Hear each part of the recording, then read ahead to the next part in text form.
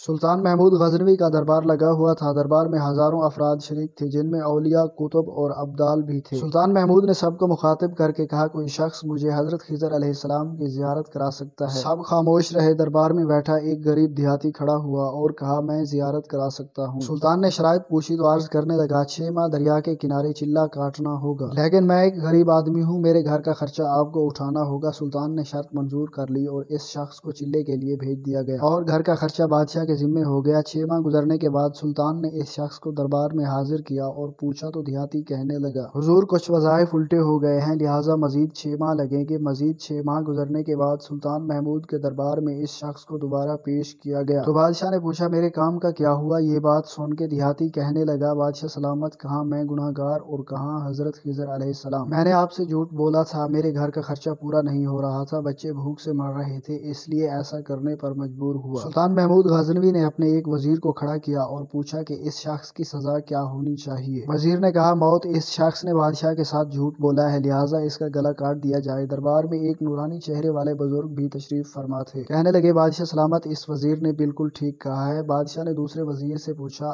آپ بتاؤ۔ اس نے کہا، موت۔ اس شخص نے بادشاہ کے ساتھ فراڈ کیا ہے، اس کا گلا نہ کاٹا جائے بلکہ اسے کتوں کے آگے ڈالا جائے تاکہ یہ ذلیل ہو کے مرے، اسے مرنے میں کچھ وقت تو لگے۔ دربار میں بیٹھے اس نورانی چہرے والے بزرگ نے کہا، بادشاہ سلامت، یہ وزیر بالکل ٹھیک کہہ رہا ہے۔ سلطان محمود غزنوی نے اپنے پیارے غلام ایاز سے پوچھا، تم کیا کہتے ہو؟ ایاز نے کہا، بادشاہ سلامت، آپ کی بادشاہی سے 1 سال ایک غریب کے بچے پلتے رہے، آپ کے خزانے میں کوئی کمی نہیں آئی اور نہ ہی اس کے جھوٹ سے آپ کی شان میں کوئی فرق پڑا۔ اگر میری بات مانے تو اسے معاف کر دیں، اگر اسے قتل کر دیا تو اس کے بچے بھوک سے مر جائیں گے۔ ایاز کی یہ بات سن کر محفل میں بیٹھا وہی نورانی چہرے والا بابا کہنے لگا، ایاز بالکل ٹھیک کہہ رہا ہے۔ سلطان محمود غزنوی نے اس بابا جی کو بلایا اور پوچھا، آپ نے ہر وزیر کے فیصلے کو درست کہا، اس کی وجہ مجھے سمجھائی جائے۔ بابا جی کہنے لگے، بادشاہ سلامت، پہلے نمبر پر جس وزیر نے کہا اس کا گلا کاٹا جائے وہ قوم کا کسائی ہے اور کسائی کا کام ہے گلے کاٹنا، اس نے اپنا خاندانی رنگ دکھایا، غلطی اس کی نہیں آپ کی ہے کہ آپ نے ایک کسائی کو وزیر بنا لیا۔ دوسرا جس نے کہا اسے کتوں کے آگے ڈالا جائے، اس وزیر کا والد بادشاہوں کے کتے نہلایا کرتا تھا، کتوں سے شکار کھیلتا تھا، اس کا کام ہی کتوں کا شکار ہے، تو اس نے اپنے خاندان کا تعارف کرایا۔ آپ کی غلطی ہے کہ ایسے شخص کو وزارت دی، جہاں ایسے لوگ وزیر ہوں گے وہاں لوگوں نے بھوک سے ہی مرنا ہے۔ اور تیسرا ایاز نے جو فیصلہ کیا تو سلطان محمود سنو، ایاز سید زادہ ہے، سید کی شان یہ ہے کہ سید اپنا سارا خاندان کربلا میں ذبح کرا دیتا ہے مگر بدلہ لینے کا کبھی نہیں سوچتا۔ سلطان محمود غزنوی اپنی کرسی سے کھڑا ہو جاتا ہے اور ایاز کو مخاطب کر کے کہتا ہے کہ ایاز، تم نے